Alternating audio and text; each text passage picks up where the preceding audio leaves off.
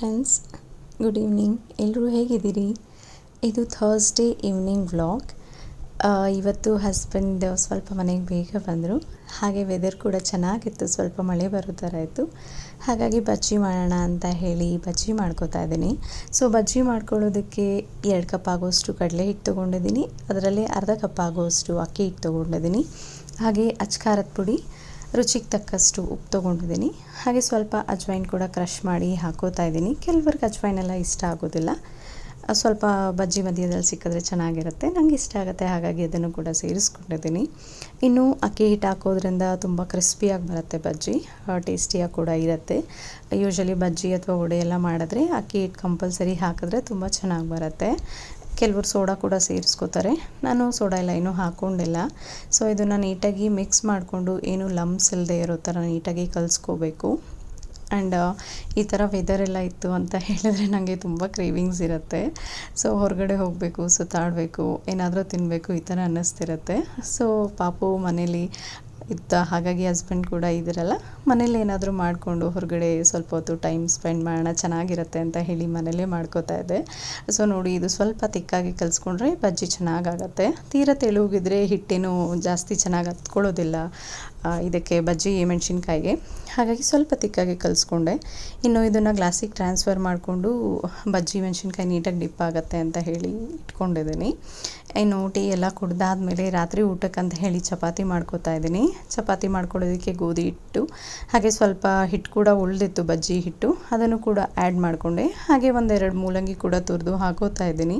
Usually chapati ಅಥವಾ ಪೂರಿ, ರೊಟ್ಟಿ ಈ ಥರ ಎಲ್ಲ ಮಾಡಿದ್ರೆ ಆದಷ್ಟು ಏನಾಗುತ್ತೋ ಅದು ವೆಜಿಟೇಬಲ್ನ ಆ್ಯಡ್ ಮಾಡ್ಕೊಳ್ಳೋಕ್ಕೆ ನಾನು ಟ್ರೈ ಮಾಡ್ತೀನಿ. ಯಾಕೆಂದರೆ ಪಾಪು ಇರೋದ್ರಿಂದ ಹಾಗೆ ತರಕಾರಿ ಎಲ್ಲ ಕೊಟ್ಟರೆ ಡೈರೆಕ್ಟಾಗಿ ಏನೂ ತಿನ್ನೋಕ್ಕಷ್ಟು ಇಷ್ಟಪಡಲ್ಲ. ಈ ಥರ ಚಪಾತಿ ಹಿಟ್ಟಲ್ಲೆಲ್ಲ ಹಾಕ್ಕೊಟ್ರೆ ಅಷ್ಟು ಅವನಿಗೂ ಗೊತ್ತಾಗಲ್ಲ. ಹಾಗಾಗಿ ಸೊ ಇದು ನೋಡಿ, ಈ ಕನ್ಸಿಸ್ಟೆನ್ಸಿಯಲ್ಲಿದೆ. ಒಂದು 20 ನಿಮಿಷ ಇದನ್ನು ಸೈಡಿಗೆ ಎತ್ತಿಟ್ಕೊಂಡಿದ್ದೀನಿ. ಸ್ವಲ್ಪ ನೀರು ಬಿಟ್ಕೊಳ್ಳುತ್ತಲ್ಲ ಮೂಲಂಗಿ, ಹಾಗಾಗಿ. ಇನ್ನು ಚಪಾತಿಗೆ ಕಾಂಬಿನೇಷನ್ ಆಗಿ ಕೇರಳ ಸ್ಟೈಲಲ್ಲಿ ಇವತ್ತು ಆವಿಯಲ್ ರೆಸಿಪಿ ಮಾಡ್ಕೋತಾ ಇದ್ದೀನಿ. ಅದಕ್ಕೆ ಬೆಂಡೆಕಾಯಿ, ನುಗ್ಗೆಕಾಯಿ, ಕ್ಯಾರೆಟು, ಹಾಗೆ ಬಾಳೆಕಾಯಿ, ತೊಂಡೆಕಾಯಿ, ಗೋರಿಕಾಯಿ, ಕುಂಬಳಕಾಯಿ, ಮನೇಲಿ ಏನೇನು ವೆಜಿಟೇಬಲ್ಸ್ ಇತ್ತು ಎಲ್ಲ ಕೂಡ ಹೀಗೆ ಉದ್ದು ಕಟ್ ಮಾಡಿ ಎತ್ತಿಟ್ಕೊಂಡಿದ್ದೀನಿ. ಇನ್ನು ಮೂಲಂಗಿ ಹಾಕಿ ಚಪಾತಿ ಹಿಟ್ಟು ಕಲಿಸಿದ್ರಿಂದ ಸ್ವಲ್ಪ ನೀರು ಬಿಟ್ಕೊಳ್ಳುತ್ತೆ ಅಂತ ಹೇಳಿ 20 ಮಿನಿಟ್ಸ್ ಇಟ್ಟಿದೆ ಅದನ್ನು ಸೈಡಿಗೆ. ಸ್ವಲ್ಪ ನೋಡಿ, ಇಷ್ಟು ಈ ಕನ್ಸಿಸ್ಟೆನ್ಸಿಗೆ ಬಂದಿದೆ. ಸೊ ಇದಕ್ಕೆ ನಾನೀಗ ಎಷ್ಟು ಬೇಕೋ ಅಷ್ಟು ಚಪಾತಿ ಹಿಟ್ಟಿನ ಅದಕ್ಕೆ ಕಲಿಸ್ಕೊಳ್ಳೋದಕ್ಕೆ ನೀರು ಹಾಕ್ಕೊಂಡು ನೀಟಾಗಿ ಮಿಕ್ಸ್ ಮಾಡಿಕೊಂಡು ಕಲಸಿ ಎತ್ತಿಟ್ಕೊತೀನಿ. ಆ್ಯಕ್ಚುಲಿ ನಾವು ತರಕಾರಿ ಎಲ್ಲ ಸೇರಿಸ್ಕೊಂಡಾಗ ಸ್ವಲ್ಪ ನೀರು ಬಿಟ್ಕೊಳ್ಳುತ್ತೆ. ಹಾಗಾಗಿ ಮೊದಲೇ ಚಪಾತಿ ಹಿಟ್ಟಿನ ಅದಕ್ಕೆ ಕಲಿಸೋದಕ್ಕಿಂತ ಸ್ವಲ್ಪ ಟೈಮ್ ಕೊಟ್ಟರೆ ಅದರಲ್ಲಿ ಕೂಡ ನೀರು ಬಿಟ್ಕೊಳ್ಳುತ್ತಲ್ಲ, ಆಗ ನಮಗೆ ಎಷ್ಟು ನೀರು ಬೇಕೋ ಅಷ್ಟು ನೀರು ಹಾಕಿ ನಾವು ಸೇರಿಸ್ಕೋಬೋದು. ಹಾಗಾಗಿ ನಮಗೆ ತೀರ ತೆಳುಗೇನೂ ಆಗಲ್ಲ, ಕರೆಕ್ಟ್ ಕನ್ಸಿಸ್ಟೆನ್ಸಿಗೆ ಬರುತ್ತೆ. ಸೊ ನಾನು ಕೂಡ ನೀರು ಮಿಕ್ಸ್ ಮಾಡಿಕೊಂಡು ನೀಟಾಗಿ ಆಮೇಲೆ ಮಿಕ್ಸ್ ಮಾಡಿದೆ ಚಪಾತಿ ಹಿಟ್ಟಿನ ಅದಕ್ಕೆ. ಎಣ್ಣೆ ಕೂಡ ಹಾಕಿ ಸ್ವಲ್ಪ ಸೆಟ್ ಆಗಲಿ ಅಂತ ಹೇಳಿ ಅದನ್ನು ಕೂಡ 20 ಮಿನಿಟ್ಸ್ ಸೈಡಿಗೆ ಎತ್ತಿಟ್ಕೋತಾ ಇದ್ದೀನಿ. ಹೀಗೆ ಮಾಡೋದ್ರಿಂದ ಚಪಾತಿ ಕೂಡ ಸ್ಮೂತಾಗಿ ಸಾಫ್ಟಾಗಿ ಇರುತ್ತೆ. ಇನ್ನು ಅವಿಯಲ್ ಮಾಡ್ಕೊಳ್ಳೋದಕ್ಕೆ ಒಂದು ಪಾತ್ರೆ ಇಟ್ಕೊಂಡಿದ್ದೀನಿ. ಇದಕ್ಕೆ ಒಗ್ಗರಣೆ ಎಲ್ಲ ಏನೂ ಹಾಕ್ಕೊಳ್ಳಲ್ಲ, ಮಿಕ್ಸ್ ಮಾಡಿ ಎತ್ತಿಟ್ಕೊಂಡಿದ್ನಲ್ಲ ತರಕಾರಿ. ಮನೇಲಿ ಯಾವ್ಯಾವ ತರಕಾರಿ ಇರುತ್ತೋ ಎಲ್ಲ ಥರ ತರಕಾರಿ ಕೂಡ ನಾವು ಯೂಸ್ ಮಾಡ್ಬೋದು. ಯೂಶಲಿ ನಾವು ಈ ಥರ ಪಲ್ಯ ಎಲ್ಲ ಮಾಡುವಾಗ ಬೆಂಡೆಕಾಯಿ ಮತ್ತು ಗೋರೆಕಾಯಿ, ಬಾಳೆಕಾಯಿ ಇದನ್ನೆಲ್ಲ ಈ ಥರ ಮಿಕ್ಸಲ್ಲಿ ಯೂಸ್ ಮಾಡೋದೇ ಇಲ್ಲ ಅಲ್ವಾ. ಬಟ್ ಈ ರೆಸಿಪಿ ಸ್ಪೆಷಾಲಿಟಿನೇ ಅದು ಅಂತ ಹೇಳ್ಬೋದು. ಏನೇ ತರಕಾರಿ ಇದ್ರೂ ಕೂಡ ಎಲ್ಲನೂ ಸೇರಿಸ್ಕೊಂಡು ಮಾಡ್ತಾರೆ. ನಾನು ಕೂಡ ಅದಕ್ಕೆ ಟ್ರೈ ಮಾಡಿದೆ, ಎಲ್ಲ ಸ್ವಲ್ಪ ಇತ್ತು. ಇನ್ನು ಇದಕ್ಕೆ ಎಷ್ಟು ಬೇಕೋ ಅಷ್ಟು ಬೇಯೋಕ್ಕೆ ನೀರು ಹಾಕಿಬಿಟ್ಟು ಉಪ್ಪು, ಹಾಗೆ ಅರಿಶಿಣದ ಪುಡಿ, ಸ್ವಲ್ಪ ಕರಿಬೇವು ಇಷ್ಟನ್ನು ಹಾಕ್ಕೊಂಡು ನೀಟಾಗಿ ಬೇಯಿಸ್ಕೊಂಡ್ರೆ ಆಗುತ್ತೆ. ಇನ್ನು ಇದಕ್ಕೆ ಸ್ವಲ್ಪ ಮಸಾಲೆ ಕೂಡ ಹಾಕ್ಕೋಬೇಕಾಗತ್ತೆ. ಅದು ಏನು ಮಸಾಲೆ ಅಂದರೆ ತೀರಾ ಸ್ಪೈಸಿಯಾಗಿ ಅಥವಾ ಬೇರೆ ಥರ ಮಸಾಲೆ ಏನೂ ಇರೋದಿಲ್ಲ, ತುಂಬ ಮೈಲ್ಡಾಗಿರುತ್ತೆ. ಸ್ವಲ್ಪ ತೆಂಗಿನಕಾಯಿ, ಹಾಗೆ ಖಾರಕ್ಕೆ ಹಸಿಮೆಣಸಿನ್ಕಾಯಿ, ಸ್ವಲ್ಪ ಜೀರಿಗೆ, ಇಷ್ಟೇ ಇದಕ್ಕೆ ಬೇಕಾಗಿರೋದು. ಜಾಸ್ತಿ ಮಸಾಲೆ ಕೂಡ ಅನಿಸಲ್ಲ, ತುಂಬ ಮೈಲ್ಡಾಗಿ ಟೇಸ್ಟಿಯಾಗಿ ಕೂಡ ಅನಿಸುತ್ತೆ.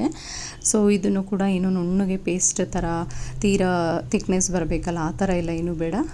ಸ್ವಲ್ಪ ತರಿಯಾಗಿ ರುಬ್ಕೊಂಡ್ರೆ ತುಂಬ ಚೆನ್ನಾಗಾಗತ್ತೆ. ಇನ್ನು ಈ ಕಡೆ ತರಕಾರಿ ಕೂಡ 70 to 80% ಅಷ್ಟು ಬೆಂದಿದೆ. ತೀರಾ ಬೇಯಿಸ್ಕೊಬಿಟ್ರೆ ಮತ್ತು ನಾವು ರುಬ್ಬಿಟ್ಕೊಂಡಿರೋ ಮಸಾಲೆ ಹಾಕಿ ಮಿಕ್ಸ್ ಮಾಡಿ ಅದನ್ನು ಒಂದು 10 ನಿಮಿಷ ಬಿಟ್ಟರೂ ಕೂಡ ಎಲ್ಲ ಕಲಿಸ್ಕೊಬಿಡುತ್ತೆ. ಹಾಗಾಗಿ ಒಂದು 70% ಬೆಂದಾಗಲೇ ನಾವು ರುಬ್ಕೊಂಡಿರೋ ಮಸಾಲೆ ಕೂಡ ಸೇರಿಸ್ಕೊಂಡು ಅದಕ್ಕೇನಾದರೂ ನಿಮಗಿನ್ನೂ ಎಕ್ಸ್ಟ್ರಾ ಉಪ್ಪೇನಾದರೂ ಬೇಕಿದ್ರೆ ಅಥವಾ ನೀರೇನಾದರೂ ಬೇಕಿದ್ರೆ ಈ ಟೈಮಲ್ಲೇ ಆ್ಯಡ್ ಮಾಡಿಕೊಂಡ್ರೆ ನೀಟಾಗಿ ಹೊಂದ್ಕೊಳ್ಳುತ್ತೆ. ಮತ್ತು ತೀರಾ ತೆಳುಗು ಏನು ಮಾಡ್ಕೊಳ್ಳೋದು ಬೇಡ, ಸ್ವಲ್ಪ ಗಟ್ಟಿಗಿದ್ರೇ ಚೆನ್ನಾಗಿರುತ್ತೆ. ಇನ್ನು ಪಲ್ಯ ಕೂಡ ಎಲ್ಲ ಆಗಿ ಇನ್ನೇನು ಸ್ಟವ್ ಆಫ್ ಮಾಡ್ತೀವಿ ಅನ್ನೋವಾಗ ಸ್ವಲ್ಪ ಮೊಸರು ಕೂಡ ಸೇರಿಸ್ಕೋತಾ ಇದ್ದೀನಿ. ಮೊಸರು ನಿಮಗೆ ಜಾಸ್ತಿ ಬೇಕು ಅಂದರೆ ಜಾಸ್ತಿ ಕೂಡ ಸೇರಿಸ್ಕೋಬೋದು. ನಾನು ಸ್ವಲ್ಪ ಗಟ್ಟಿಯಾಗೇ ಇರಲಿ ಅಂತ ಹೇಳಿ ಈ ಕನ್ಸಿಸ್ಟೆನ್ಸಿಯಲ್ಲಿ ಸ್ವಲ್ಪ ಡ್ರೈ ಆಗೇ ಮಾಡ್ಕೊಂಡಿದ್ದೀನಿ. ಇನ್ನು ಪಲ್ಯ ಮಾಡಿಕೊಂಡು ಚಪಾತಿ ಮಾಡ್ಕೊಳ್ಳೋಣ ಅಂದ್ಕೊಂಡೆ. ಅಷ್ಟೊತ್ತಿಗೆ ಹಸ್ಬೆಂಡ್ ಪೂಜೆ ಕೂಡ ಮಾಡಿದ್ರು. ಸೊ ಇವತ್ತು ಥರ್ಸ್ಡೇ ಆಗಿರೋದ್ರಿಂದ ಟೆಂಪಲ್ಗೆ ಕೂಡ ಹೋಗ್ತಾರೆ ಅವರು. ನನ್ನನ್ನು ಹೋಗಿ ಬರೋಣ ಪಾಪು ನೀನು ಇಬ್ಬರು ಬನ್ನಿ ಅಂತ ಹೇಳಿದ್ರು. ಹಾಗಾಗಿ ನಾವು ಕೂಡ ಟೆಂಪಲಿಗೆ ಹೋಗೋಣ ಅಂತ ಹೇಳಿ ಚಪಾತಿ ಬಂದು ಮಾಡಿಕೊಂಡ್ರೆ ಆಯಿತು ಅಂತ ಹೇಳಿ ಸುಮ್ಮನೆ ಆಗಿಬಿಟ್ಟೆ. ಇನ್ನು ನಮ್ಮ ಮನೇಲಿ ಪೂಜೆ ವಾರದ ದಿನ ಆಗಿರ್ಬೋದು ಅಥವಾ ಏನಾದರೂ ಹಬ್ಬ ಈ ಥರ ಎಲ್ಲ ಇದ್ದಾಗ ಹಸ್ಬೆಂಡೇ ಮಾಡ್ಕೋತಾರೆ. ಕಂಪ್ಲೀಟಾಗಿ ದೇವ್ರ ಪಾತ್ರೆ ವಾಶ್ ಮಾಡ್ಕೊಳ್ಳೋದು ಮತ್ತು ದೇವ್ರ ಮನೆ ಕ್ಲೀನ್ ಮಾಡ್ಕೊಳ್ಳೋದು ಏನೇ ಇದ್ದರೂ ಕೂಡ ಅವರೇ ಮಾಡ್ಕೊಳ್ಳೋದು. ಜಸ್ಟ್ ನಾನು ಅವ್ರಿಗೆ ಮನೆ ಒಂದು ಕ್ಲೀನ್ ಮಾಡಿಕೊಟ್ರೆ ಸಾಕು. ಇನ್ನು ಟೆಂಪಲ್ಗೆ ಹೋಗಿದ್ದು, ಅಲ್ಲಿ ಏನೋ ರಥೋತ್ಸವ ಏನೋ ಮಾಡ್ತಿದ್ರು, ಅದು ಕೂಡ ಒಂದು ಕ್ಲಿಪ್ಪಿಂಗ್ ಮಾಡಿಕೊಂಡೆ. ಹಾಗೆ ಇಲ್ಲಿ ದೇವ್ರ ಚಿತ್ರ ಕೂಡ ಬರೆದಿದ್ರು, ತುಂಬ ಚೆನ್ನಾಗಿತ್ತು. ಹಸ್ಬೆಂಡು ಇದು ಕೂಡ ವಿಡಿಯೋ ಮಾಡಿಕೊಂಡು ಅಪ್ಲೋಡ್ ಮಾಡು, ಎಲ್ಲರೂ ನೋಡಲಿ ಖುಷಿ ಪಡ್ತಾರೆ ಅಂತ ಹೇಳಿದ್ರು. ಹಾಗಾಗಿ ಇದು ಕೂಡ ಒಂದು ವಿಡಿಯೋ ಆ್ಯಡ್ ಮಾಡಿದ್ದೀನಿ. ಇನ್ನು ಟೆಂಪಲ್ಲಿಂದ ಬಂದು ಮನೆಗೆ ಬಂದಿದ್ದ ಕೂಡಲೇ ಚಪಾತಿ ಮಾಡ್ತಾಯಿದ್ದೀನಿ. ಪಾಪು ಯಾಕಂದರೆ ಹಸಿವು ಆಗಿತ್ತು ಅವನಿಗೆ ಆಲ್ರೆಡಿ 8:30 ಟೆಂಪಲಲ್ಲೇ ಆಗಿಬಿಟ್ಟಿತ್ತು. ಬರ್ತಾ ನಾವು ಸ್ವಲ್ಪ ತರಕಾರಿ ಕೂಡ ಬೇಕಿತ್ತು, ವೆಜಿಟೇಬಲ್ ಕೂಡ ತೊಗೊಂಬರೋ ಅಷ್ಟೊತ್ತಿಗೆ ಇನ್ನೂ ಸ್ವಲ್ಪ ಟೈಮ್ ಆಗಿತ್ತು. ಅವ್ನ ದೇವಸ್ಥಾನದಲ್ಲೇ ನನಗೆ ಹಸಿವು ಅಂತ ಹೇಳ್ತಿದ್ದ. ಹಾಗಾಗಿ ಬಂದಿದ್ದ ಕೂಡಲೇ ನಾವು ಡ್ರೆಸ್ ಕೂಡ ಇನ್ನೂ ಚೇಂಜ್ ಮಾಡಲಿಲ್ಲ.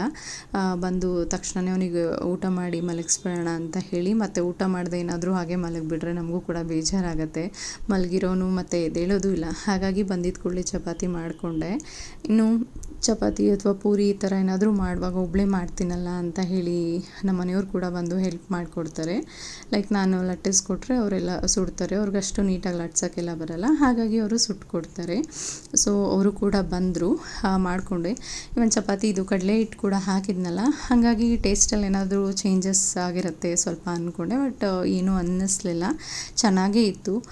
ಕಡಲೆ ಹಿಟ್ಟಲ್ಲಿ ಕೂಡ ಮಾಡ್ತಾರಲ್ಲ, ಲೈಕ್ ದೋಸೆ ಟೈಪಲ್ಲೆಲ್ಲ ಮಾಡ್ಕೋತಾರಲ್ಲ, ಸೊ ಚೆನ್ನಾಗೇ ಇತ್ತು. ನಮಗೇನು ಅಷ್ಟು ಡಿಫ್ರೆನ್ಸ್ ಅನಿಸಿಲ್ಲ. ಇನ್ನು ವೆಜಿಟೇಬಲ್ಸ್ ಅಂತೂ ನಾನು ಆ್ಯಡ್ ಮಾಡ್ಕೋತಾನೆ ಇರ್ತೀನಿ, ಚಪಾತಿಗಾಗಿರ್ಬೋದು, ಇವನ್ ಪೂರಿ ಕೂಡ ಆ್ಯಡ್ ಮಾಡ್ಕೋತೀನಿ. ನೀಟಾಗಿ ತುರಿದ್ಬಿಟ್ಟು ಹಾಕೋಬಿಟ್ರೆ ನಮ್ಗೆ ಒಂಚೂರು ಏನೂ ಗೊತ್ತಾಗಲ್ಲ, ತುಂಬ ಚೆನ್ನಾಗೇ ಅನಿಸುತ್ತೆ. ತರಕಾರಿ ಕೂಡ ನಾವು ತಿಂದಂಗಾಗುತ್ತೆ, ಮಗುಗೂ ತಿಂದಂಗಾಗುತ್ತೆ. ಪ್ಲೇನ್ ಚಪಾತಿ ಮಾಡ್ಕೊಳ್ಳೋದಕ್ಕಿಂತ ಈ ಥರ ವೆಜಿಟೇಬಲ್ಸ್ ಎಲ್ಲ ಆ್ಯಡ್ ಮಾಡಿಕೊಂಡ್ರೆ ಚೆನ್ನಾಗಿರುತ್ತೆ ಅಂತ ಹೇಳಿ. ಸೊ ಇನ್ನು ಊಟ ಕೂಡ ಮುಗಿಸ್ಕೊಂಡು ನಾವು ಕೂಡ ಊಟ ಮಾಡ್ದು. ತರಕಾರಿ ತೊಗೊಬಂದಿದ್ನಲ್ಲ ಅದನ್ನೆಲ್ಲ ವಾಶ್ ಮಾಡಿ ಎತ್ತಿಟ್ಕೊಬೇಡ ಅಂತ ಹೇಳಿ ಒಂದು ಟಬ್ಬಲ್ಲಿ ನೀರು ತೊಗೊಂಡು ಅದಕ್ಕೆ ಸ್ವಲ್ಪ ಉಪ್ಪು, ಅರಿಶಿನ ಹಾಗೆ ಸೋಡಾ ಸೇರಿಸ್ಕೊಂಡಿದ್ದೀನಿ. ಇದನ್ನೆಲ್ಲ 1-2 hours ಸೋಕ್ ಮಾಡಿಬಿಟ್ಟು ತರಕಾರಿನೆಲ್ಲ ಡ್ರೈ ಮಾಡಿಬಿಟ್ಟು ಫ್ರಿಡ್ಜಲ್ಲಿ ಎತ್ತಿಟ್ಕೋತೀನಿ. ಸೊ ನಮ್ಮ ಡೇ ಹೀಗೆ ಕಂಪ್ಲೀಟ್ ಆಯಿತು. ಪ್ಲೀಸ್ ನನ್ನ ವಿಡಿಯೋ ಇಷ್ಟ ಆಗಿದರೆ ಲೈಕ್ ಮಾಡಿ, ಶೇರ್ ಮಾಡಿ. Thanks for watching.